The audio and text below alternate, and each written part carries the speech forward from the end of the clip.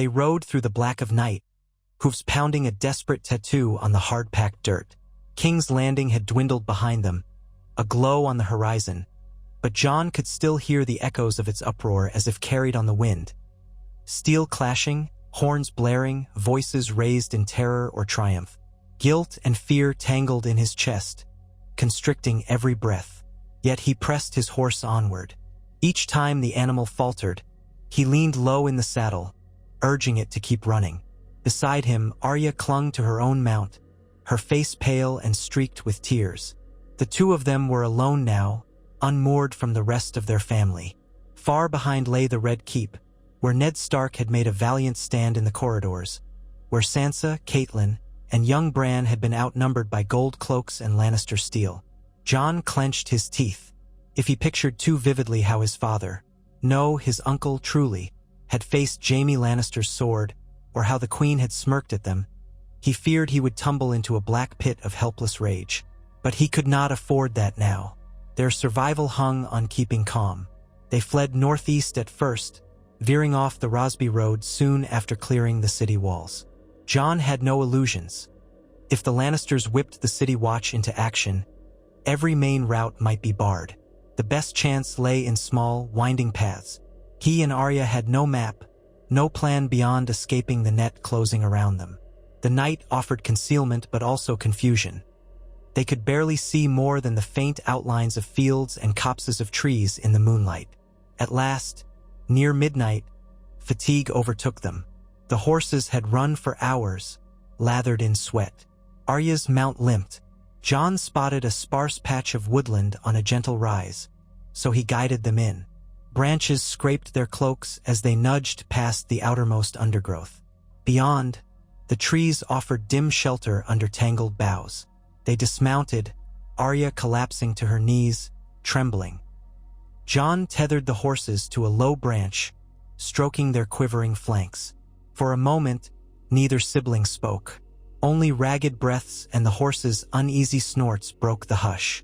Then Arya croaked, "We left them all behind." Tears welled in her eyes. Father, Sansa, Bran, even Mother. We just ran. Jon's throat felt raw. "We had no choice," he said, voice barely above a whisper. "Father told us to go. If we'd stayed, we'd be prisoners or worse."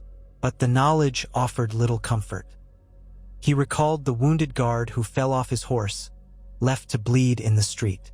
The memory of that betrayal twisted in his gut. Arya swiped at her cheeks angrily, as though furious to be crying. "It's not fair. We're alone. We don't even know if he's alive." Jon swallowed. "He's strong. The Lannisters want him for leverage, maybe. They won't kill him out of hand. Not if they hope to avoid open war with the North." Yet even as he said it, he pictured Queen Cersei's triumphant eyes, Jaime Lannister's sword slicing forward. He forced himself to believe that Ned still lived.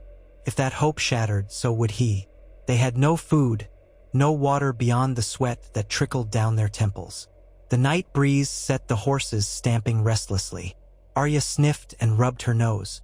She looked so small in the gloom, a scrawny girl with a wooden practice sword at her belt, the same she had used to defend Jon in the Red Keep yard. Her hair hung loose and messy. "What do we do, Jon?"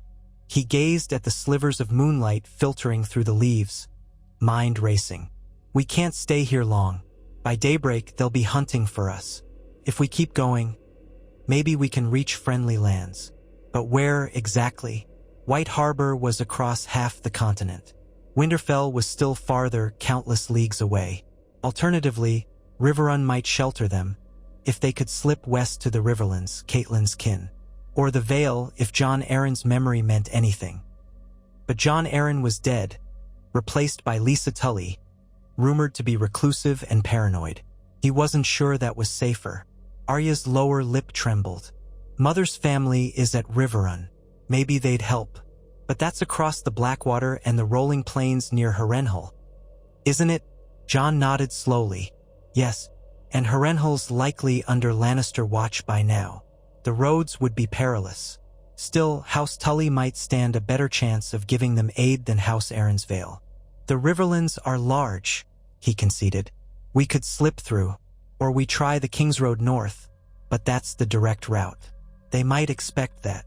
Arya hugged her knees. Either path is dangerous. But at least if we head west to Riverrun, maybe we find Uncle Edmure or your grandfather Tully. Someone who'd protect us. A faint memory tugged at Jon. Ned had once mentioned that Hoster Tully was aging, ill but still strong-willed. Could Riverrun muster an army to challenge the Lannisters? Possibly. If they could reach those walls, at least they wouldn't face the Queen's men alone. Jon exhaled. Riverrun, then, he said quietly. We'll aim that way. Stay off main roads. Travel by day or night. Night, Arya said grimly. Easier to hide. But we need to rest now, or the horses will collapse. She swallowed a sob. I'm so hungry, too. I wish I had a lemon cake, or even crusts. Jon placed a comforting hand on her shoulder. When morning comes, we'll look for streams or villages. But we have to be careful. Even the mere thought of entering a village, a tavern, or a farm could lead to discovery. A single whisper that a boy and girl from House Stark were roaming the fields might bring Lannister riders. They bedded down under the trees, lacking bedrolls or blankets. Arya curled up near the horses, her scrawny limbs trembling. Jon tried to shield her with the edges of his cloak. He forced himself to stay awake, sword in hand, half expecting the gold cloaks to appear at any moment. But exhaustion claimed him in fits.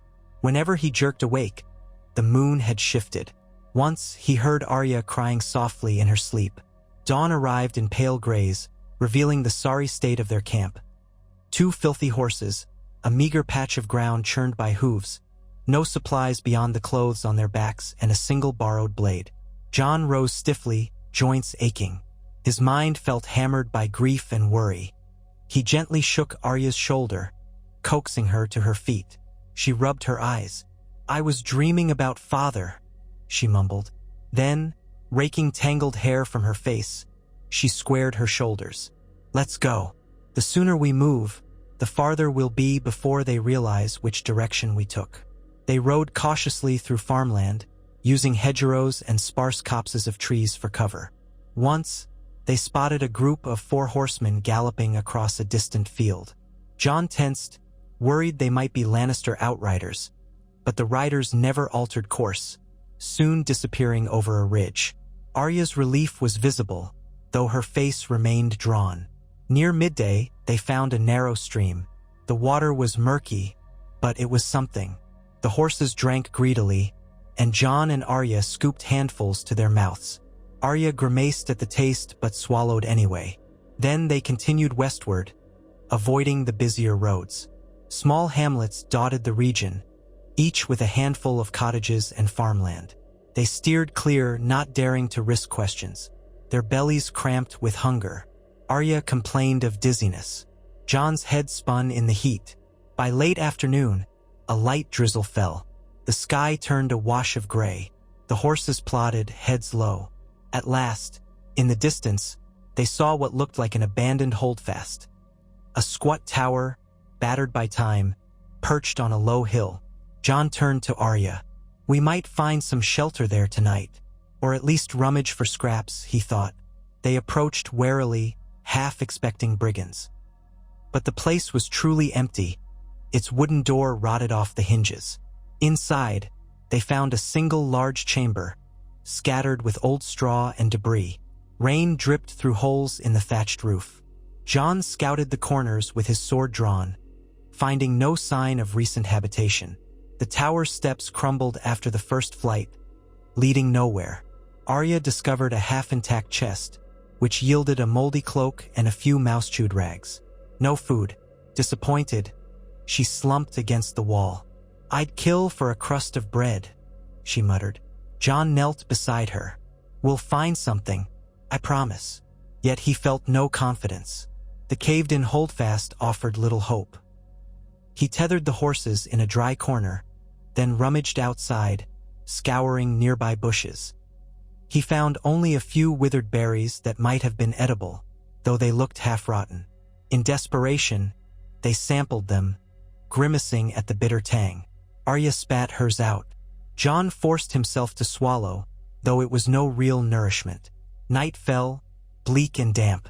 They huddled in the holdfast, hearing the patter of rain on the roof. Each time thunder rumbled in the distance, Arya jolted, glancing at the open doorway. "They'll find us," she whispered. "They'll come. We can't keep outrunning them forever." Jon shivered. "We just need to reach Riverrun." He tried to recall the route, sketching a mental map. "If we keep heading west, we'll eventually cross the Blackwater or one of its tributaries. Then we head northwest, skirting Harrenhal if we can." The monstrous ruin loomed in his memory from the earlier journey. "It'll take time, but maybe we can avoid the main roads." Arya gave a humorless laugh. "We have no coin, no food. Are we to beg from peasants? They'll turn us in." "Maybe not all would." Jon slumped. "But we can't rely on that. We'll hunt if we can. Maybe we can snare rabbits." She stared at him with wide eyes. "You know how to set a snare?" His cheeks reddened. "No, but I've seen it done. In Winterfell. I can try." Despite the gloom, they found a small measure of resolve. Sleep came fitfully again. Rain seeped in, making the straw reek of mildew. Jon dozed upright, sword at his side. When dawn broke, they forced themselves to mount up and continue west, ignoring the gnaw in their bellies. So began a harrowing routine. By day, they sought hidden paths, wending through fields and forests, never daring to approach a settlement. By night, they huddled in ditches or groves, battered by hunger and thirst. Twice they risked sneaking close to a farm, hoping to steal an egg or a half-filled water barrel. The first time, a watchdog's barking drove them off. The second time, they found a battered henhouse and managed to filch 2 eggs. Arya devoured hers raw, gagging but swallowing. Jon forced the other down, ignoring the slimy texture. It was better than starving. Their clothes grew filthy, hair tangled, bodies sore. The horses' ribs began to show. Arya's face hollowed. Yet they pressed on. Gradually, the land changed from the gentle farmland near the Crownlands to more rolling hills, dotted with occasional rocky outcrops. That was a sign they were nearing the Blackwater's broad currents. At least Jon hoped so. On the 5th day since their escape, they stumbled upon a wide river. "The Blackwater?" Arya asked, voice hoarse. Jon squinted at the murky water. "It might be." They reined in by the bank. A small fishing hamlet lay on the opposite shore, sending up thin trails of smoke from a few huts. Arya looked tempted to cross and beg for supplies. Jon vetoed the idea. Too risky. Word might have traveled that we're fugitives. They could have gold cloaks checking villages. In the end, they followed the river upstream, searching for a shallow crossing. That night, as they settled under a cluster of willows, Arya's trembling worsened. She coughed, pressing a hand to her belly. "I can't stop shaking," she muttered. "Feel feverish." Jon touched her forehead, alarmed at the heat. The punishing travel, lack of proper food, and stress had taken a toll. His own limbs felt weak, but he had to be strong for Arya. That evening, he scrounged along the riverbank, managing to corner a small turtle in the shallows. After a struggle, he killed it with his sword and tried to pry it open. The taste was vile raw, but he and Arya forced some down. It might keep them alive a little longer. 2 more days passed in a blur of exhaustion, forging ever deeper into the Riverlands. They cut northwest, leaving the Blackwater behind, aiming to cross the rolling plains near Harrenhal. The looming question: how to avoid the monstrous fortress. Harrenhal was said to be haunted, but more tangibly it was a strategic point. Any Lannister outpost might dwell there. If so, they risked discovery skirting too near, but going wide around might add days they couldn't spare. Their supplies, what little they had stolen, were almost gone. The horses labored with each step. Arya had a ragged cough that sometimes woke her at night, each spasm racking her thin shoulders. Jon gave her the lion's share of any food they found, gnawing on bark and the occasional root to stave off hunger. One dusk, as they huddled in a hollow under a fallen tree, Arya's voice trembled. "Jon, I miss them all so much. Father, Sansa, Bran, even Rickon. What if they're... She couldn't finish. Jon swallowed thickly. Don't say that. Father's strong. He'll find a way. Sansa has mother. They'll endure. We just have to do our part and survive. But his words felt hollow. Each day that passed, the dread of Ned's fate weighed heavier. He pictured the Red Keep's dungeon, or the Queen's mocking smile, or Joffrey's shrill command. If Robert truly died, Joffrey was king in name, and the Queen effectively ruled. She could do whatever she pleased to Ned Stark.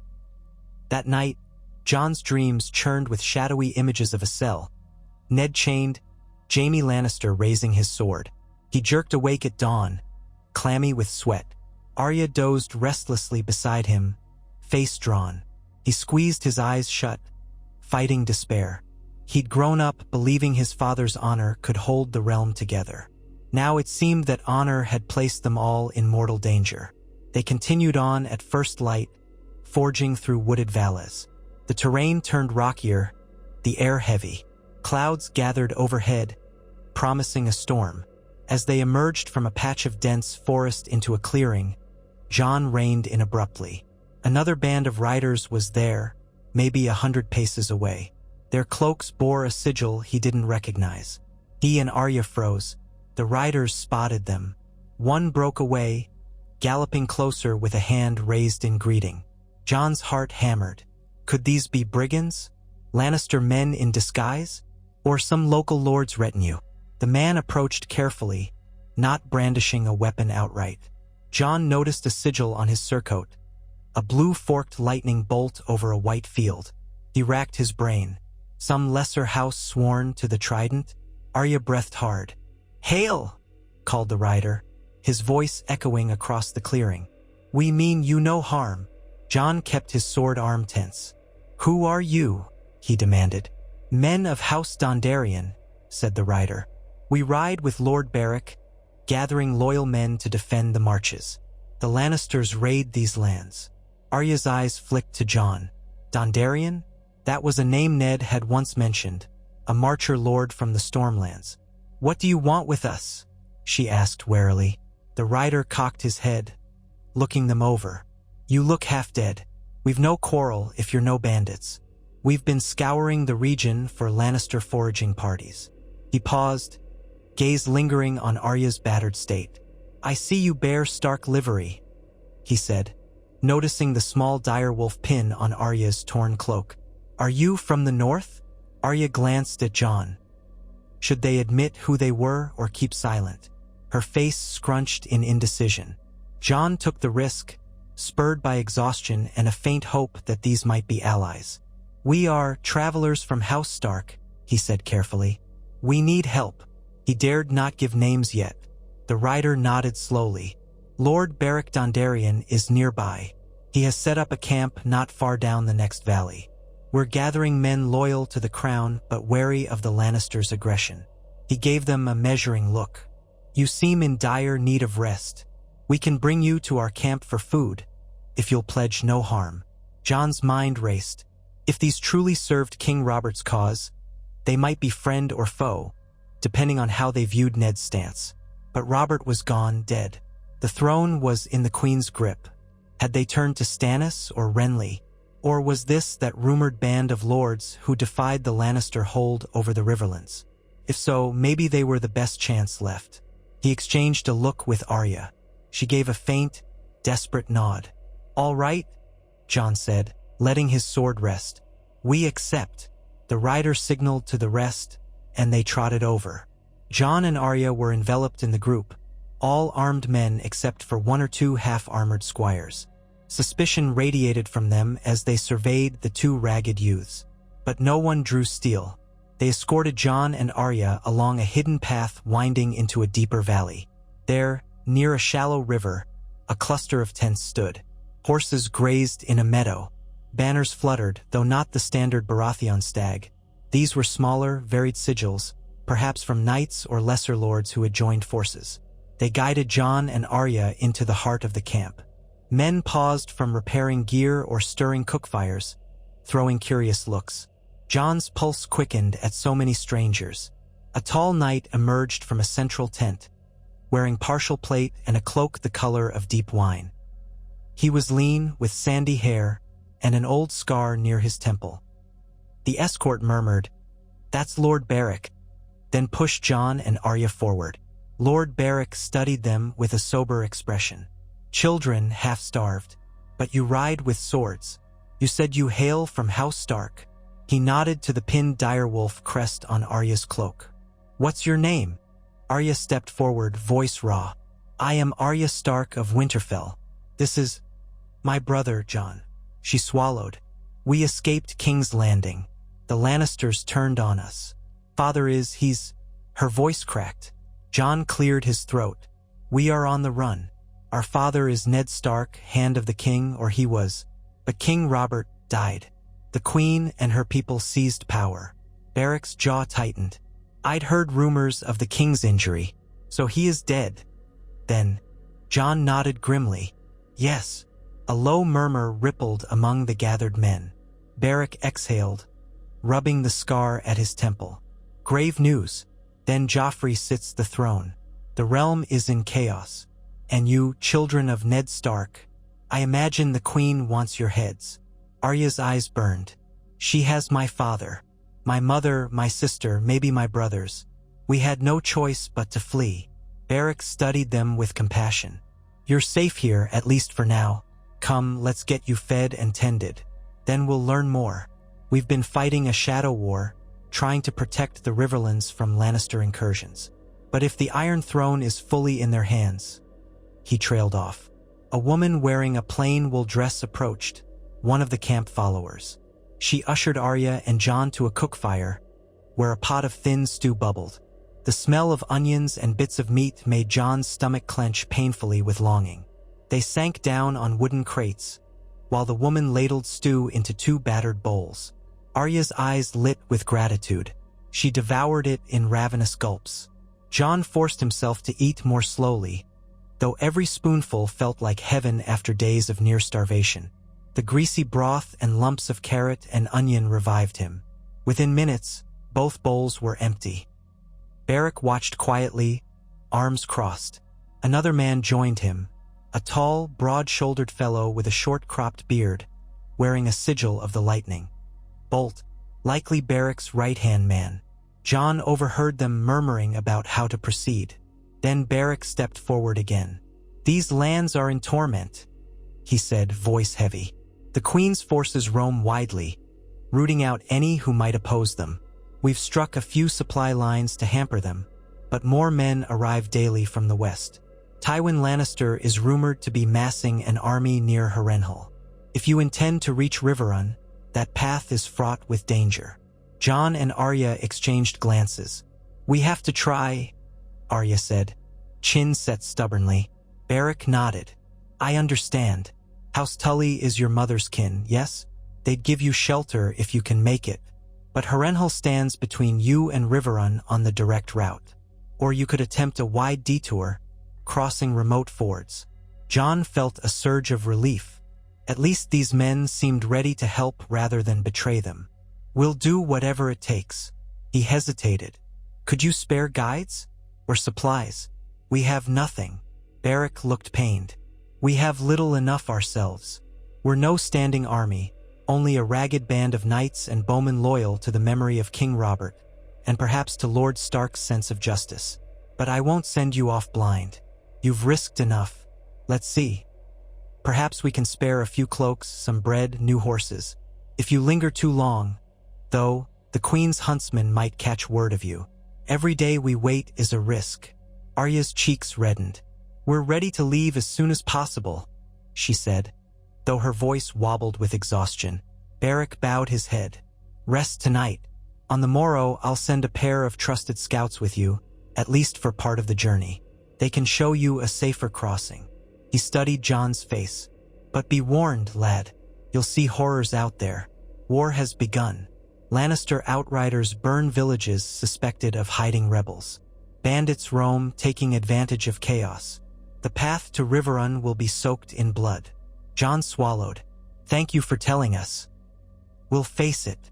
Baric nodded gravely. "So be it. For now, my men will show you where you can sleep and see to your horses." He paused. "You say you are Jon. I notice you do not claim the name Stark, though Lady Arya called you brother." Jon tensed. Arya looked at him anxiously.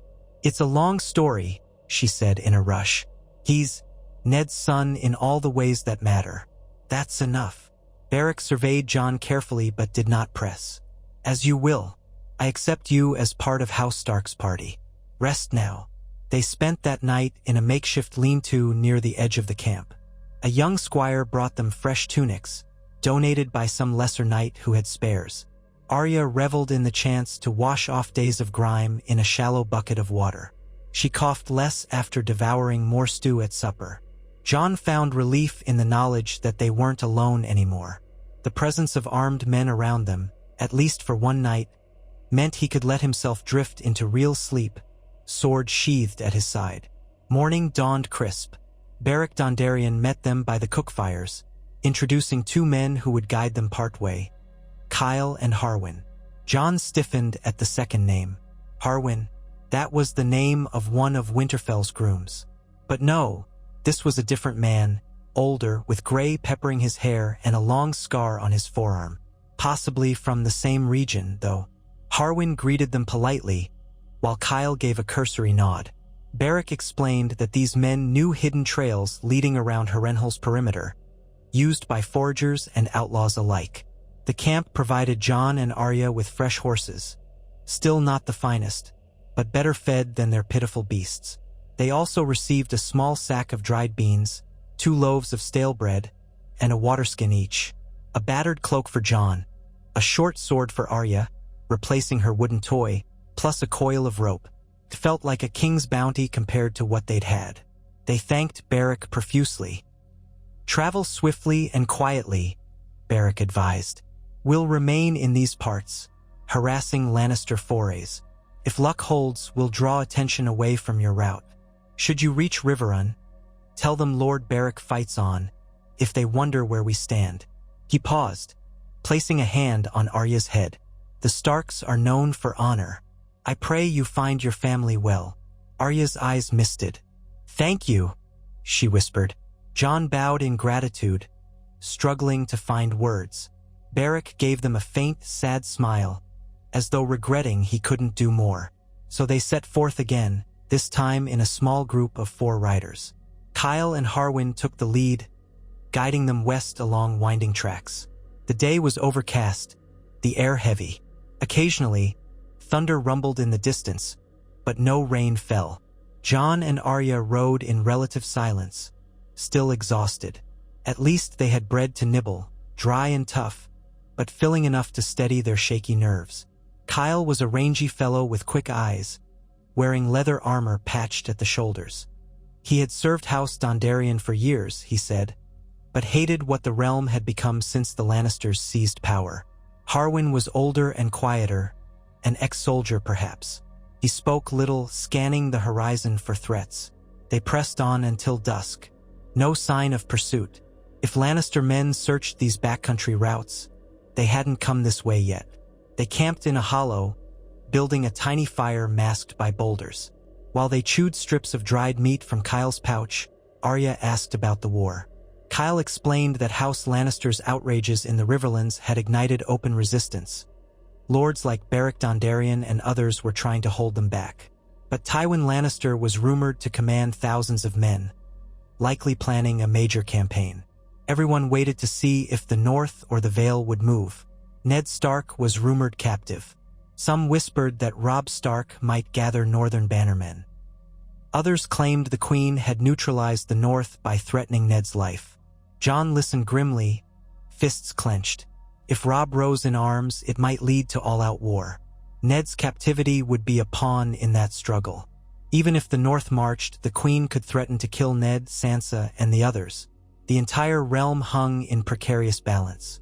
On the third day with Kyle and Harrowing, the group veered north to skirt the edges of Harrenhal's domain. The land grew marshy in places, dotted with standing pools.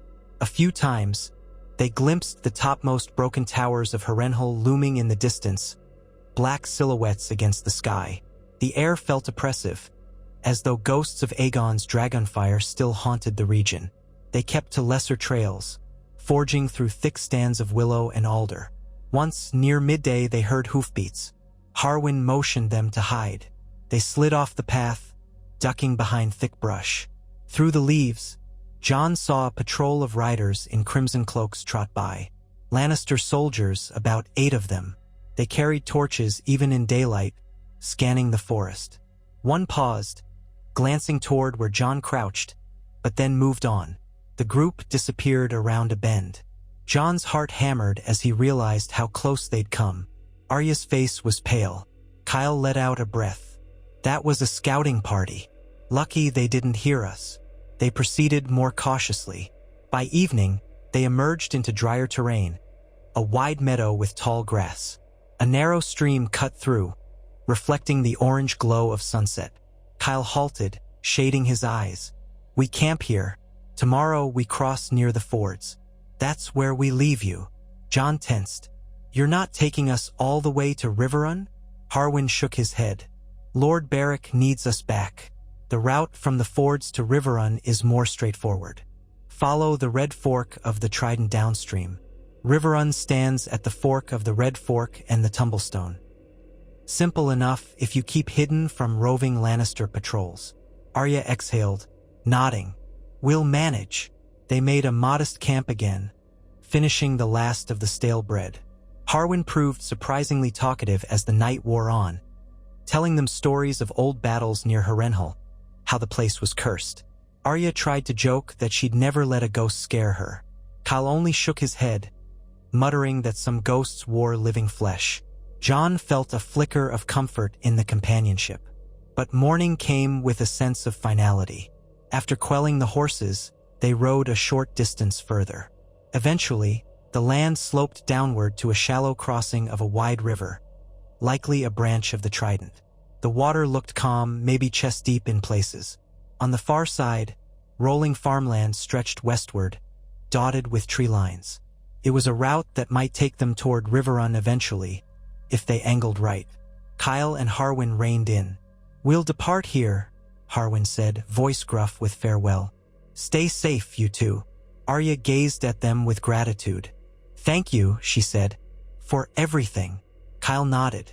We'll pray you reach your kin, and if the realm truly plunges into war, well, may the Starks stand strong. They parted. Jon and Arya carefully urged their horses into the river, water swirling up to the animals' flanks. Cold shock lanced Jon's legs.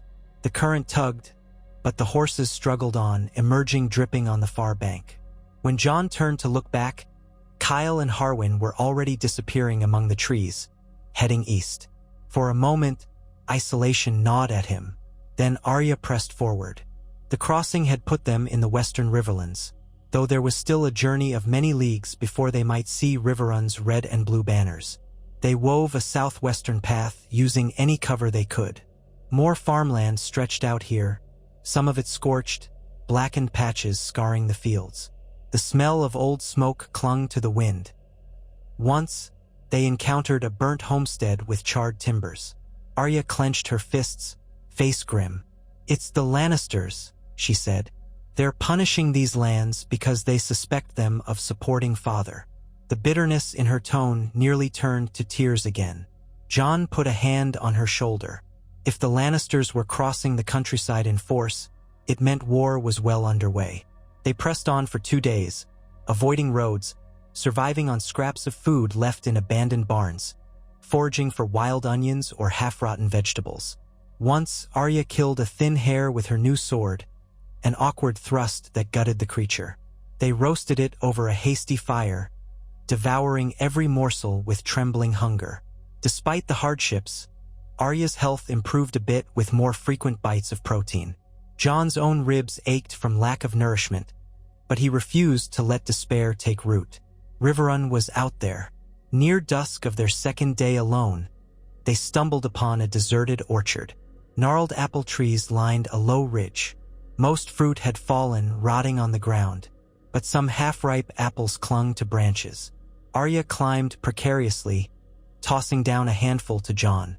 Though sour and worm-ridden, they ate them greedily. Jon felt a spark of relief. "We might survive this, Arya," he murmured. "We just might." That evening, they heard distant hoofbeats again. They crouched in the orchard, hearts pounding, until the sounds faded. Another patrol, likely. The entire Riverlands was a battleground, or soon to be. Arya settled under a tree, hugging herself for warmth. "We have to be close, don't we?" Jon tried to calculate. They'd traveled for over a fortnight since escaping King's Landing. Baric's men had said the route to Riverrun from that crossing might take a week if unimpeded. They'd taken a meandering path, avoiding patrols. Possibly they were only a day or two out. He whispered that reassurance to Arya. She nodded, eyes fixed on the horizon. They rose early, forging deeper into the farmland. The first sign they were nearing Tully territory was the presence of scattered outriders wearing House Tully's leaping trout sigil. At a distance, Jon saw two men on horseback, the sunlight glinting off the fish emblem on their tabards. He nearly cried out in relief but hesitated. What if it was a Lannister trick? A stolen sigil? But the men seemed to be escorting a small wagon of crates. Jon gambled on trust. He steered Arya toward them, calling out from a safe distance. The Tully outriders reined in, suspicious, hands on weapon hilts. Arya raised her voice. "We're Starks." She brandished the direwolf pin. "Take us to Riverrun, please." The men exchanged uncertain looks, then trotted closer. Up close, they saw a ragged, filthy girl with a small sword and a lean boy with haunted eyes. Both were caked in dirt, hair wild. "Starks?" repeated one rider, frowning. "Word from King's Landing said." He trailed off, scanning them. "Your father's name?" Arya's shoulders squared. "We belong to Ned Stark," she insisted. "He's my father." She glanced at Jon. "And my brother." The outriders looked baffled.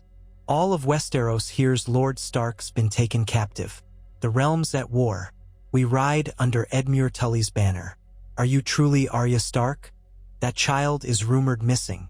As for your brother?" Jon spoke firmly. "We can prove it if we speak to Lord Hoster Tully or Edmure. Our mother is Catelyn Tully. Just take us in. Please, we have nowhere else." The second outrider tapped the trout sigil on his chest. "If you are who you say, the Lady Catelyn is indeed of House Tully. But how do we know this isn't a Lannister trick?" Arya's temper flared. "Look at me. You think a trick would starve and dirty us like this for a ruse? I can recite the names of my uncles, my mother's home, details about the Godswood in Riverrun if you want. Or do you need me to carve it into your hide?" The men blinked.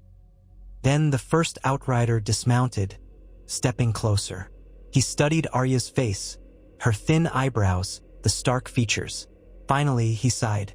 "By the gods, you do have Lady Catelyn's look about you. Fine, we'll escort you, but under guard. If you try anything..." Arya rolled her eyes. "We won't." Her tone softened. "Thank you."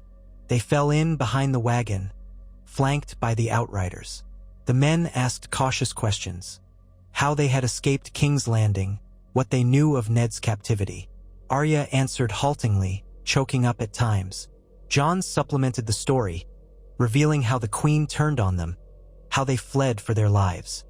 He left out the nuance of his Targaryen blood, no sense complicating matters. The outriders looked increasingly troubled. "We'd heard rumors of chaos, but the reality sounds worse," said one. By late afternoon, the land sloped into a broad river valley. Ahead, the Red Fork glittered. Rising from its confluence with another river stood Riverrun, a great castle poised on a triangular piece of land between the Red Fork and the Tumblestone, its walls stout, its towers proud. Banners of House Tully, silver trout on a rippling red and blue field, fluttered from ramparts. Jon's chest tightened at the sight. Arya pressed her lips together, eyes shining with tears. Finally, real walls that might offer safety. A small group of Tully men-at-arms guarded the drawbridge leading into Riverrun's outer gate. The outriders hailed them, explaining quickly in low voices. Jon and Arya sat trembling on their horses, half fearing the gates would slam shut. But after a hurried exchange, the gate opened, allowing them entry. The bridge clattered under hoof. Once inside the courtyard, servants and onlookers gawked at the new arrivals. 2 ragged children with the Stark name, escorted by armed outriders. A steward came rushing out, followed by a tall man with auburn hair, wearing a surcoat with the Tully trout embroidered on the front. His features bore a resemblance to Catelyn, though younger, more robust Edmure Tully, presumably. He halted before Arya, scanning her face with wide eyes. "Gods be good," he breathed. "Arya, is that truly you? By the 7 you look—" Arya tumbled off her horse, stumbling. "Uncle Edmure?" she rasped. We came all this way. Father's prisoner. Mother. Sansa. We're alone." Edmure's expression twisted with shock and pity. He caught Arya as she collapsed into his arms, tears streaming. Jon dismounted stiffly, watching with an aching chest. Edmure's gaze flicked to him. "And you are another of Ned Stark's children?" Jon faltered. "I'm Jon. Lord Stark raised me. Arya calls me brother." He left it at that. Edmure nodded, frowning but not interrogating further. "Then both of you are welcome in Riverrun. You're safe now." He barked orders to the servants. "Fetch them a hot meal, clean garments. Summon Maester Vyman." Then he softened. "Come, let's get you inside. My father, Lord Hoster, must hear this. The realm is in turmoil." Arya clung to Edmure's arm, her exhaustion evident. Jon followed as a retinue of Tully guards escorted them into the castle's main keep, along corridors lit by torches. The walls bore tapestries of the Tully crest, scenes of fish-laden rivers, the proud legacy of this house. Jon felt a wave of relief so potent it nearly buckled his knees. They had arrived among family, Catelyn's family. For the first time since King's Landing, he dared to believe they might have a chance. Maester Vyman, a kindly, stooped man, ushered them into an anteroom near the great hall. Servants brought basins of warm water, sponges, and towels. Others placed trays of bread, cheese, and fresh fish stew on a side table. The aroma overwhelmed Arya, who nearly dove for the food, but Vyman insisted on checking her for fever or wounds. She sullenly let him examine her, eyes fixed on the steaming bowls. Meanwhile, a serving woman guided Jon to wash the caked dirt from his face and arms. He hissed at the sting of old cuts and bruises. After a flurry of fuss, they were allowed to eat. Arya inhaled spoonful after spoonful, tears of gratitude slipping down her cheeks. Jon paced himself, though he, too, devoured every bite. Edmure hovered, arms folded, impatient for answers. When they had eaten enough to speak, Arya recounted the harrowing flight from the Red Keep, voice trembling. Edmure's face darkened at mention of Robert's death, the Queen's betrayal, Ned's captivity. She told him they had no idea what had become of Lady Catelyn or Sansa or Bran. Mother might have been with father or maybe out somewhere. "We don't know," Arya whispered. Edmure rubbed his brow, anxiety etched in every line of his face. "My sister, your mother, was last seen in the north, I thought, or possibly traveling. We've had no raven from King's Landing in weeks that wasn't Lannister-controlled. This is madness." He asked about the realm's politics. Jon recounted what he overheard. Robert's final hours, Joffrey's crowning, the gold cloaks turning on Ned. Edmure's jaw clenched. So Joffrey holds the throne, Tywin amasses an army, and the Queen wields the real power. Arya's voice cracked. "Please, Uncle, can you help Father? They must be hurting him. We have to save him." Edmure grimaced. "We'll try, but you must understand, Riverrun is bracing for war. Tywin's men raid the Riverlands, burning villages, capturing lords. We're half under siege. Father is bedridden, ailing. I rule in his stead, but our forces are pressed thin. We awaited news from the north, hoping Ned Stark would muster armies if the Lannisters encroached. Now you tell me Ned is captive. This changes everything." Jon felt a coil of dread. What about Robb? Could he gather northern bannermen? Edmure shrugged. "If he knows his father is in danger, I suspect so. Word may have reached him. But that's a long march from Winterfell. The neck is not easily crossed if the Lannisters hold Moat Cailin or if they move first. The realm stands on the brink. He lowered his voice, glancing at Arya's exhausted form. I'll send URG. Ent ravens to each loyal house, including White Harbor. Perhaps we can learn more of Robb's movements. Arya's eyes blazed. We can't just wait. We must do something for father. If the queen kills him... Edmure placed a hand on her shoulder. Shoo, child. We want the same. But a direct assault on King's Landing is impossible. Our best chance is to unite with other great houses that oppose the Lannisters. We Tullis alone can't storm the capital. Arya bit her lip, tears threatening again. She turned away, fists clenched. Jon set a hand on her arm. We'll find a way, he murmured, though he, too, felt the weight of uncertainty. That evening, they were given comfortable chambers in a tower. The contrast with their previous squalor was jarring. Each had a small bed heaped with blankets. A platter of fresh fruit, bread, and cheese sat on a table. Arya, for all her stubbornness, nearly wept with relief at the simple comforts. Yet the knowledge of their family's fate remained an unhealed wound. Jon stepped onto the tower's balcony, gazing at Riverrun's courtyard. Torches dotted the walls.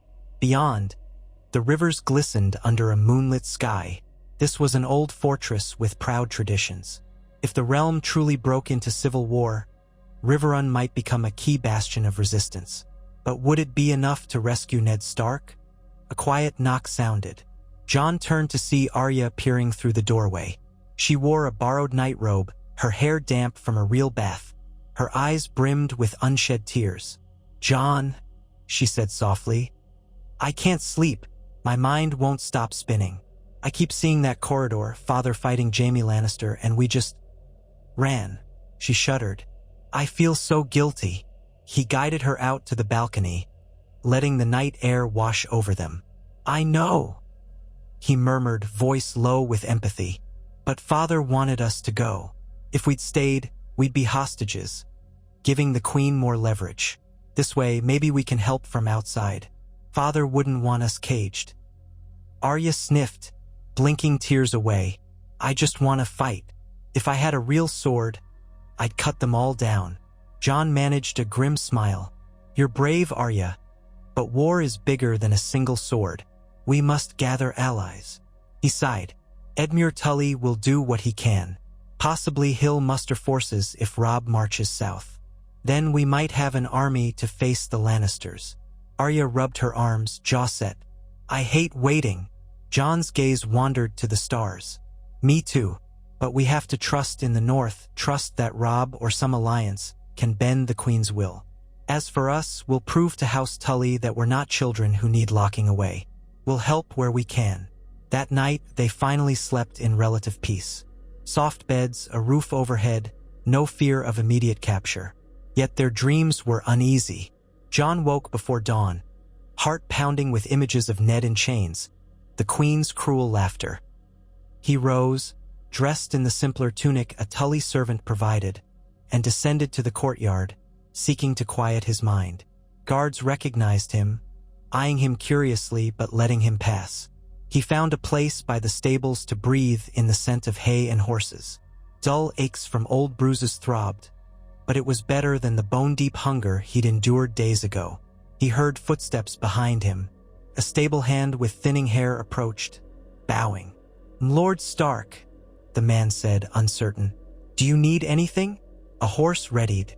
Jon shook his head. No, just clearing my head. Then he hesitated. But, do you know how soon Lord Edmure might muster an army? Are there many knights here? The stable hand shrugged. A decent garrison, sure enough, but we wait on calls from other river lords. Word is Lord Tywin Lannister moves near Harrenhal with thousands. We can't sally out alone. Might just defend the castle if besieged. Jon's stomach twisted. Another siege, another trap. He thanked the stable hand and returned inside. By full daylight, the keep stirred. Arya found him at breakfast in the great hall, where servants laid out porridge, bread, smoked fish. She tore through the meal, ravenous. Jon ate more moderately, listening to the swirl of talk. Maester Vyman passed by, exchanging hushed words with Edmure at the high table. Then Edmure rose, clearing his throat. "Jon, Arya," he called. "Come speak with me, if you will." They joined him near the dais. Edmure's expression was grave. "I sent ravens last night to the north, to White Harbor, to the Vale. We must discover who stands with us. Until replies come, we can only fortify. I'll do all I can to keep you safe here. But if the Lannisters bring war to Riverrun, I cannot guarantee you won't be targeted." Arya's eyes flashed. "I'll fight if they attack." Edmure almost smiled. "A spirit like your mother's, no doubt. But I prefer you both remain out of harm's way. Maester Vyman suggests you rest and recover. There may come a day we need you to slip away again, should the castle face a long siege." Jon nodded. "We appreciate your shelter. We'll do whatever helps." Inside, he felt frustration, a helpless longing to do more than just hide behind walls. But what choice did they have? That day blurred into the next. Arya insisted on practicing her sword forms in a courtyard corner. A few Tully guards teased her, but she glared them into letting her train. Jon tried to help, though his own skill was overshadowed by the memories of actual mortal combat in King's Landing. He found himself jumping at small sounds, haunted by the knowledge that a city's worth of men might hunt them. The castle bustled with activity as Edmure prepared defenses. Archers drilling, masons shoring up walls. Tensions ran high. Rumors of Tywin Lannister's movements spread daily, each more frightening than the last. One afternoon, a horn blast outside the gates signaled the arrival of riders. Jon's heart raced. Would it be Lannisters or allies? He rushed to the battlements with Arya, peering down at the approach. A column of mounted soldiers carried the banner of the Red Trout of House Tully, but also smaller sigils from lesser houses. Edmure quickly rode out to greet them. The gates opened, letting the riders in. Jon recognized the tension among the castle folk, anticipating any news. Word soon spread that these were lords from the lower Riverlands, come to pledge men to defend Riverrun. They brought dire tidings. More burnings, more atrocities by Lannister outriders. However, they also reported that rumors said Robb Stark was indeed calling the banners in the north, preparing to march south. Jon exhaled in a rush of relief, tears stinging his eyes. If Robb marched, it meant the Starks had not surrendered. Perhaps they had found a path around the Queen's threats. Arya cornered one of the newcomers, a grizzled knight from House Vance, and pelted him with questions. Did he know anything of Ned's fate? Sansa's? The knight had only scraps of rumor. Some say the Queen holds your father in the Red Keep's dungeons, trying to force him to confess treason. As for your sister, I heard a whisper that the girl remains betrothed to the boy king, forcibly. But these are just rumors, my lady. Arya's face twisted. Sansa betrothed to that wretch? I'd chop off Joffrey's head if I could. She stomped away in fury. Jon felt sick. The Queen, no doubt, used Sansa as a hostage. Meanwhile, Ned might be pressed to confess crimes he never committed. Joffrey, that smirking demon, had free reign. The injustice burned. But they were stuck in Riverrun, children in a castle about to face war. Days passed into weeks. Tension mounted. Lords trickled in, swelling Riverrun's forces. Edmure tried to keep morale high, patrolling the ramparts, holding councils in the Great Hall.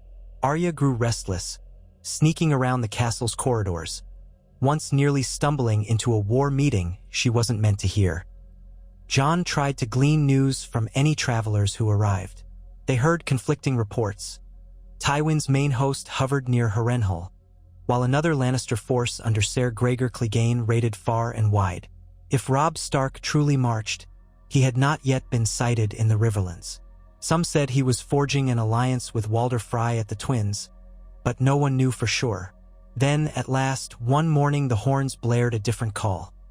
Not a small band, but a large force approached. The entire castle mobilized. Edmure donned armor, stationing men along the walls. Jon and Arya rushed to the ramparts, heart pounding. In the distance, an army snaked along the far shore of the Red Fork. men bearing direwolf banners. "It's the North," Arya whispered, eyes shining. "Robb, he's here." Sure enough, the gray direwolf standard fluttered in the breeze above countless ranks of mail-clad soldiers. Jon recognized sigils of various northern houses: Manderly's Merman, Umber's roaring giant, Karstark's sunburst. At their head rode a figure in dark armor, flanked by mounted bannermen. The watchers on Riverrun's battlements cheered as the host spread out along the riverbank. A group of riders peeled off, heading for the drawbridge. Edmure flew down to greet them in the courtyard. Jon and Arya scrambled down as well, breathless with hope. Among the arriving group, Jon spotted a young man with red-brown hair, stern and determined. Robb. Behind him, Theon Greyjoy, his ward brother from Winterfell, along with other northern lords. As they dismounted, Robb glanced around, searching. When he saw Arya and Jon, his face broke into a stunned mixture of joy and relief. "Arya," he called, voice choked. He flung aside the reins, meeting her as she ran forward. She barreled into him, hugging tight, tears streaming.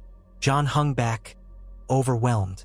Robb's eyes found him, and the older boy reached out, drawing Jon into a fierce embrace. For a moment, none of them spoke, pressed together in that reunion of battered siblings. Jon felt tears in his own eyes. He never thought he would see Robb again. They parted. "You're alive," Robb said hoarsely, scanning Arya's and Jon's faces. "By the gods, I feared the worst.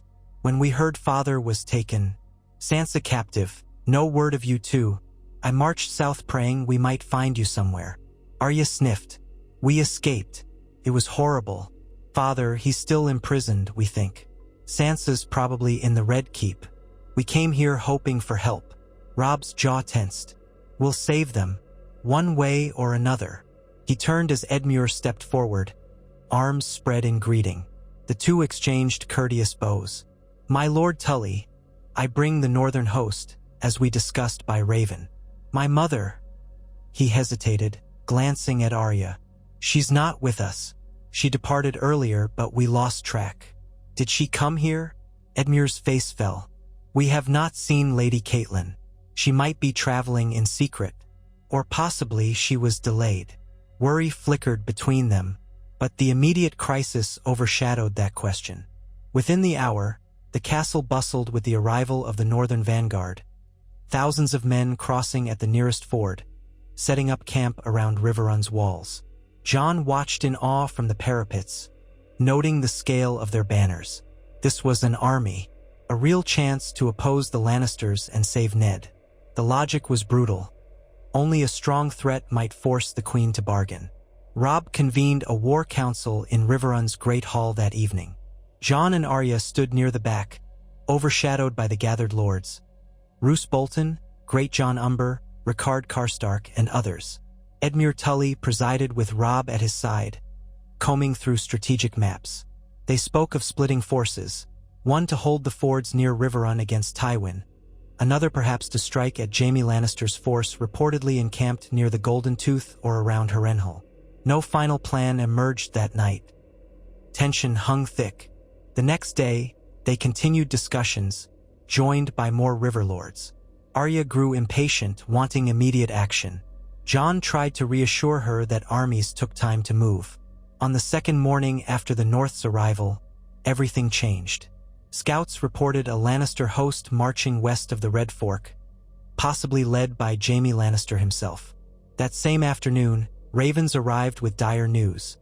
King Joffrey had decreed Ned Stark a traitor, condemning him to public execution if the North did not submit. The message apparently demanded Robb's surrender in exchange for Ned's life. The entire hall seethed with anger. Arya turned white with rage, tears glistening. Jon clenched his fists so tightly his nails bit into his palms. Robb raged. "They think to make me yield. My father's life for the submission of the North? Cannot yield. The Lannisters will kill him anyway, or hold him as a permanent hostage. We must fight." Edmure spoke gravely. "If you do not yield, they might kill him at once. This is a vile threat, but how can we comply?" we'd be handing all our power to the Lannisters. The hall erupted with clashing voices, Northern lords calling for immediate battle, River lords urging caution. Arya trembled in the corner, face twisted in anguish. Jon felt nauseated, picturing Ned kneeling before a headsman. He forced himself to speak. "We must do something. We can't let them just kill him." Robb rubbed his temples, voice choked. "I know. We must defeat them swiftly or force them to negotiate. That means outmaneuvering their armies, capturing enough hostages of our own to trade. If we take Jaime Lannister or even Tywin, we might exchange them for father." Great Jon Umber bellowed agreement. Others cheered. Edmure Tully nodded, though worry shadowed his features. "We must coordinate. Tywin is near Harrenhal with a large force. Jaime leads another force near the Golden Tooth, menacing the approaches to Riverrun. If they link up, it's unstoppable. So we strike Jaime first, perhaps." So the War Council formed a plan. Robb would lead the main northern host across the river in 2 columns, one to bait Tywin, the other to fall upon Jaime's camp near the Whispering Wood. The River Lords would reinforce. If they could capture Jaime, they'd have a precious bargaining chip. Meanwhile, they prayed the Queen wouldn't kill Ned Stark before negotiations. Time was short. They marched at dawn. Arya insisted on going. Robb refused, telling her she must stay in Riverrun. Arya fumed, tears in her eyes, but relented when Edmure demanded the same. Jon lingered, unsure. He wanted to fight for Ned's freedom, but was he truly a soldier? The memory of King's Landing battles haunted him. Yet he could not remain idle while Ned's life hung in the balance. He approached Robb in private, near the stables. "I want to come," Jon said quietly. "I know I'm no seasoned knight, but you might have me ride with the Outriders or guard your flank. I can hold my own, at least." Robb's mouth tightened. "Jon, we ride into real war. I can't lose you. Father, he'd want you safe." Jon bit back frustration. "He'd also want me to do what I can. I'm tired of running. If capturing Jaime is the key to saving father, I want to help." Robb exhaled. "You're as stubborn as Arya." Then his gaze softened. "But you might be right. At least I know you. I trust you. Fine. You'll ride with my personal guard, behind the main cavalry. But promise me if the tide turns, you'll retreat. I won't lose you for a fool's charge." Jon nodded fervently. Relief and dread mingled in his chest. "I promise." Arya was crushed by the decision but accepted that she had no place in a pitched battle. She embraced Jon fiercely before he left, tears wetting his tunic. "Come back with father safe," she whispered. "I'll do my best," he said, voice tight. He cupped her cheek. "Stay safe, little sister." At dawn, the Northern Army assembled outside Riverrun's gates. Thousands of men, horses, supply wagons, and archers lined the fields. Robb, in steel and leather, perched on a tall warhorse, brandishing the direwolf banner. The Great Jon, Karstark, Bolton, and other lords gathered around. From the walls, Edmure Tully and Arya watched. Trumpets sounded, hoofs thundered, and the army rolled out like a steel tide. Jon rode near Robb, flanked by a handful of guards. Theon Greyjoy was among them, wearing a mocking grin, though tension radiated from him. Theon tried to banter with Jon about who'd kill more Lannisters. Jon forced a thin smile, mind consumed by what lay ahead. For 2 days, they marched swiftly, crossing the plains near the Red Fork's upper reaches. Scouts scurried ahead, reporting Jaime Lannister's positions. Rumor said Jaime had a formidable force camped at the Whispering Wood, intent on capturing Riverrun. Robb aimed to surprise him. On the second night, the northern host camped under minimal firelight, hoping to conceal their numbers. Jon bedded down among the Outriders, sleeping fitfully, hearing men mutter about the upcoming battle. Fear coiled in his stomach. Could a single clash of arms truly turn the tide and free Ned? Dawn came with a chill haze. The cavalry formed ranks, creeping along the edges of the forest.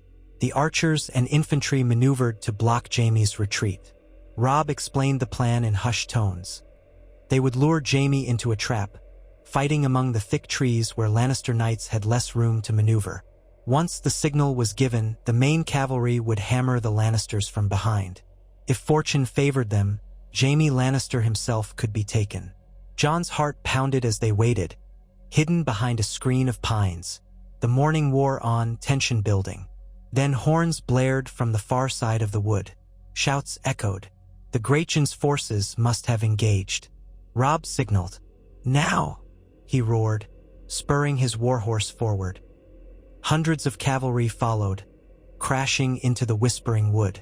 Jon clung to his reins, sword in hand, a roar in his ears. The forest blurred.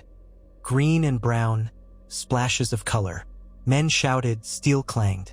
They barreled into the Lannister flank. Jon's first impression was chaos. Knights in crimson cloaks spinning to meet them, archers scattering. A swirl of swords, horses screaming, men falling. Jon forced himself to keep behind Robb, parrying a spear thrust that nearly skewered his mount. The clang jarred his arm. He slashed back, feeling his blade bite armor. A Lannister soldier crumpled with a cry. Jon's stomach churned, but he couldn't pause. Another attacker lunged. Jon jerked his horse aside, nearly colliding with Theon, who loosed an arrow point blank into a knight's visor. Blood spattered. Somewhere ahead, Robb hammered through the lines, searching for Jaime. Horn calls rippled across the wood. The Lannisters reeled in confusion, pinned by the Grachan's forces from the front and Robb's cavalry from the flank. Tree trunks loomed, forcing them into pockets of frantic combat.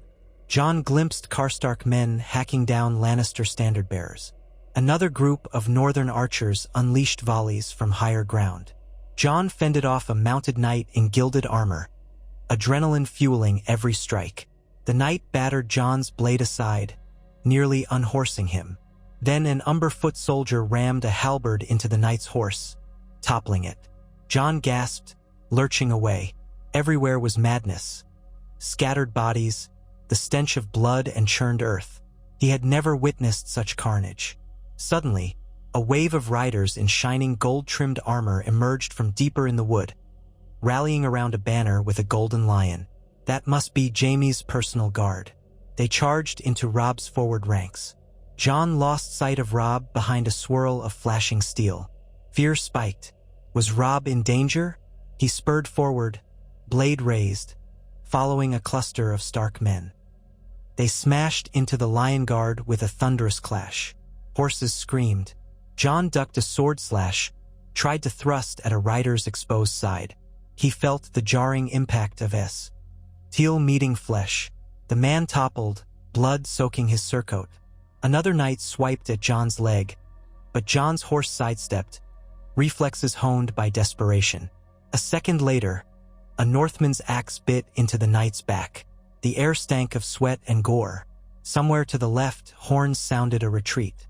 The Lannisters were buckling under the ambush. Shouts rose.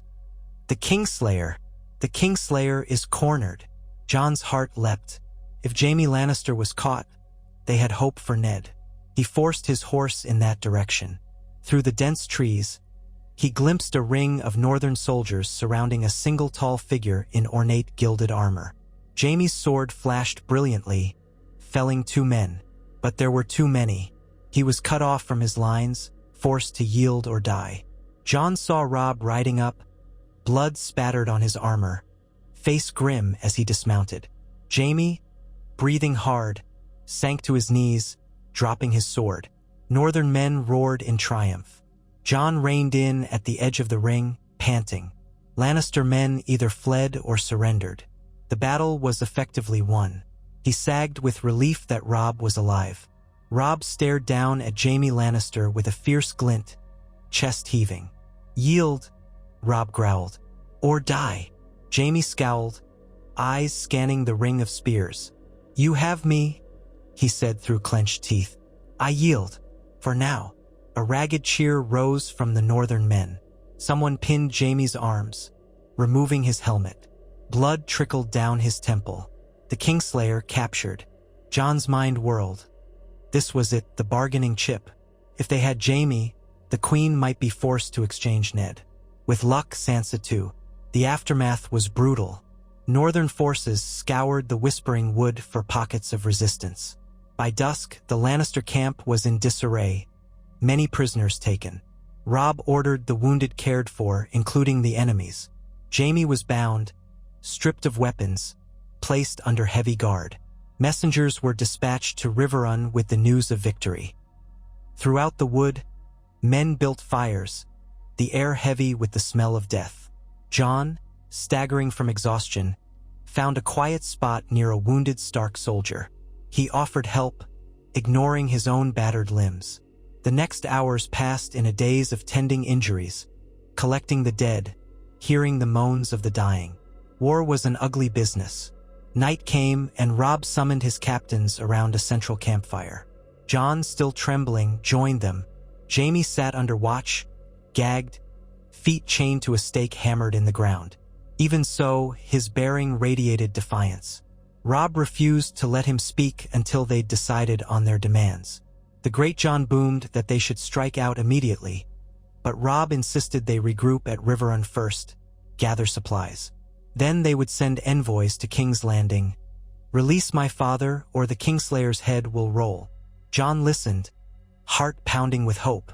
The Queen might not care about lesser Lannisters, but Jaime was her twin brother. She'd care, or at least she'd have to. Jon recalled her scornful eyes, the smug curve of Joffrey's lips. Perhaps this blow would force them to yield. They had to. Ned's life depended on it. Robb took Jon aside after the meeting, leading him away from the bustle of men stacking corpses. "You did well today," Robb said, voice grave. "You fought bravely." Jon swallowed. "I killed men. Felt a monstrous. But if it helps save father..." Robb set a hand on Jon's shoulder. "It's war. We do what we must. Now we hold the Kingslayer. We'll ride to Riverrun, show them our prize. Then demand an exchange." His gaze flickered with sorrow. "If the Queen refuses..." Jon's throat tightened. "She can't. Surely not. Jaime is too valuable." Yet doubt gnawed at him. Cersei might be ruthless enough to let Jaime die if it meant retaining the throne. That thought chilled Jon to the core. "We have to hope." So they marched back to Riverrun with Jaime in chains. The battered Lannister survivors were corralled as prisoners. News of the victory preceded them, causing cheers among the river lords. Arya was waiting at the gates when they arrived. She stared at Jaime Lannister, hatred in her eyes. Jaime sneered, though bound, as if unimpressed by the entire lot of them. Arya spat. "He fought father."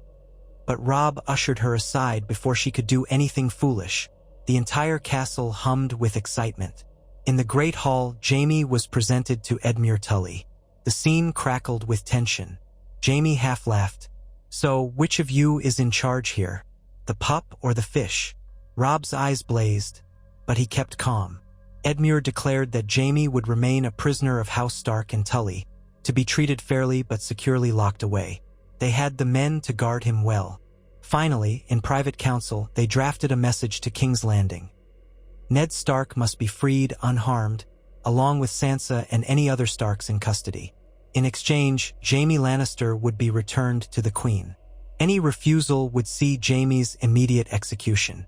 A messenger was chosen, some swift-riding knight loyal to the Tullys, to carry the demand under a peace banner. The knight would leave at dawn. Arya hovered as they sealed the letter. "What if they kill father before the letter arrives?" she asked, voice shaking. Robb's jaw clenched. "We can only do this quickly and pray. Once the Queen realizes we hold Jaime, she might hesitate to harm father." He tried to reassure her, though the strain in his eyes betrayed doubt. "We'll be ready in case they answer with more war." So it was done. The messenger galloped away. Days turned into nights, a swirl of waiting. The castle prepared for the worst, but also hoped for a swift reply. Jon paced the courtyard, mind racing through scenarios. If the Queen was cunning, she might stall. Could Joffrey override her, or would the small council push for a deal? Each day that passed felt like an eternity. Arya grew increasingly frantic, snapping at servants. She demanded to see Jaime to spit in his face. Robb forbade it, not wanting her anywhere near the dangerous prisoner. Jon tried to calm her, but she only shrugged him off, muttering that no one was doing enough. "We should storm King's Landing," she'd say. "We have thousands of men. Why wait?" Jon gently explained that thousands wouldn't breach the city walls easily. The city might have tens of thousands, plus gold cloaks. Meanwhile, Tywin's forces loomed. For once, Arya had no retort except to stomp away in frustration. At last, nearly 2 weeks after the letter was sent, a raven arrived from King's Landing. It bore the royal seal. Robb, Edmure, and a handful of lords read it in a tense hush while Jon and Arya stood behind them, hearts in their throats. The letter's contents made Robb's face pale with fury. The Queen wrote that King Joffrey demanded unconditional fealty. She offered no direct promise that Ned Stark would be freed. Instead, the letter implied that if any harm came to Jaime, Ned's head would fall. It was a bald threat, not a negotiation. Arya let out a choked sob. Jon closed his eyes, dread coursing through him. The Queen's refusal to negotiate was a cunning move. She aimed to keep Ned's life tethered to Jaime's, preventing either side from harming their hostage. Meanwhile, she demanded the North and the Riverlands submit. "It's a stalemate," Edmure said bitterly. "They won't free Lord Stark unless we release Jaime first, and we won't release Jaime unless they free Lord Stark. Joffrey wants total surrender. 7 hells." Robb's fist shook. "She's baiting us. If we kill Jaime, Father dies. If we release Jaime, Father might still die. This is no true negotiation." He glared at Jaime, who stood under guard in the hall. Jaime smirked, as though pleased by the chaos. Arya trembled with rage. "We can't do nothing. If they keep Father imprisoned forever?" Edmure sighed. "We can't even besiege King's Landing quickly. Tywin's army is out there, and the city is well defended. We might hold Jaime for months, hoping the Queen relents, but that means Ned remains in chains. Meanwhile, winter creeps closer. Our farmland burns. How many must starve?" A hush followed. Jon's heart twisted painfully. He'd pinned all hope on Jaime's capture. Now it seemed that hope was dashed. Cersei's cunning overcame them. War would grind on with no sure outcome. Ned's life hung in the balance of a brutal game. At length, Robb squared his shoulders. "Then we fight. We will not yield. If it takes all winter, we'll break the Lannisters' power until the Queen has no choice but to free Father. We hold Jaime here, as a hostage, ensuring they cannot act rashly. We press the war in the field, bleed them. Eventually, they'll have to make terms." His gaze flickered to Arya and Jon. "Father is strong. He'll endure. We won't let the Queen's threats break us." Arya tried to be brave, nodding jerkily. Jon forced a slow exhale. In the back of his mind, he pictured Ned in a dark cell, day after day, while lords and armies clashed. The agony of waiting was almost worse than the uncertainty on the road. He felt the ancient stones of Riverrun pressing in, like a cage of their own. And so the war deepened. The North's host remained in the Riverlands, skirmishing with Lannister forays. Tywin massed near Harrenhal, causing standstills. Weeks bled into months. Rumors trickled in that King Joffrey continued to rule with cruelty, supported by the Queen and the Gold Cloaks. Sansa Stark was said to be an unwilling lady at court, forced to endure her betrothal. No official word of Ned, except the occasional rumor that he still breathed. The Queen apparently preferred him alive as long as Jaime remained a captive in Riverrun's dungeons. In the gloom of that stalemate, Jon wrestled with frustration. He had joined Robb's war effort, riding in a few minor battles. He'd seen friends die, witnessed the Riverlands ravaged. Every time he asked about a direct rescue attempt, the lords dismissed it as suicidal. Only a united front of multiple kingdoms might breach King's Landing, and that unity did not exist. The Vale stayed aloof, the Crownlands bent the knee to Joffrey, the Stormlands were in disarray, and the Tyrells remained silent watchers. Meanwhile, the Greyjoys stirred in the west, a separate threat. The realm was fracturing. Arya spent her days training with a local master-at-arms who took pity on her. She grew adept at archery and swordwork, though she never lost that burning resentment at being left behind. She asked weakly, "When can we rescue Father?" Jon had no answer, and it tore at him. Sometimes, at night, Jon gazed at the stars from Riverrun's ramparts, remembering the simpler times in Winterfell's Godswood. The Targaryen blood in him felt more like a curse than ever, for it had sparked the Queen's hatred from the start. If not for that lineage, perhaps Robert wouldn't have turned so violently paranoid about Targaryen threats. Then again, Robert had always hated the name. The realm had marched inexorably toward conflict. Maybe Jon's existence was merely one thread in a wider tapestry. He tried to cling to hope that Ned would endure, that Sansa and Bran would survive, that Robb's struggle would eventually topple the Lannisters. In the quiet hours, he whispered a vow to Lyanna's memory. He would not abandon the quest to see Ned freed. He was no rightful king, no conqueror. Just Jon, raised among wolves, determined to see his family safe. War raged around them, but so long as he and Arya survived, so long as the North refused to bend, there remained a chance. Sometimes he recalled the Red Keep, that fateful day Ned revealed Jon's parentage, the tension between Ned and King Robert. A lifetime ago. Now the dragons were across the sea, Daenerys rumored to be amassing some Khale's might. The wolves must fight in the Riverlands. The lions roared in the capital. The stags lay dead. The realm splintered, and so the war lengthened. Yet in that protracted struggle, the seeds of a new destiny were sown. Robb Stark's northern host hardened into a formidable force, forging alliances with scattered riverlords. Jaime Lannister languished in a cell beneath Riverrun, a living bargaining chip. Ned Stark waited in the Red Keep's dungeons, each day a testament to his unbroken will. Arya trained in the yard, a ghost of vengeance waiting for a spark. Jon patrolled the ramparts or rode on scouting missions, haunted by nightmares of a father in chains. The Targaryen name weighed on him in stolen moments, a reminder that he was part wolf, part dragon, both and neither. From the vantage of Riverrun's high tower, the waters of the Red Fork and the Tumblestone converged below, shimmering in the morning sun. Once, standing there, Jon closed his eyes, listening to the swirl of the rivers.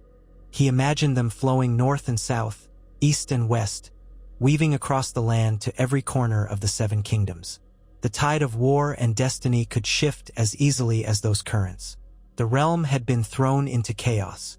Yet he believed, in the quiet center of his heart, that if they held firm, if they kept faith with Ned's honor and the resilience of House Stark, then one day they would break the Queen's hold, free their lord, and piece the kingdom back together. It might take months or years. It might cost them immeasurably. But the wolves refused to bend, and the dragons beyond the sea had yet to truly awaken. In that swirling storm of battles and sieges, in plots and treaties half-formed, Jon and Arya carried on, keeping a fragile flame of hope alive, every heartbeat a testament to the promise made in a tower long ago, that Ned Stark would protect the child of Lyanna Stark and Rhaegar Targaryen. Now it fell to Jon to protect Ned in turn, to save them all from the monstrous jaws of the lion. In the end, only time, cunning, and the unyielding will of wolves would decide the outcome of this war. And so they waited, hearts ablaze with longing, certain only that they would not rest until they shattered the Queen's tyranny and brought their father home.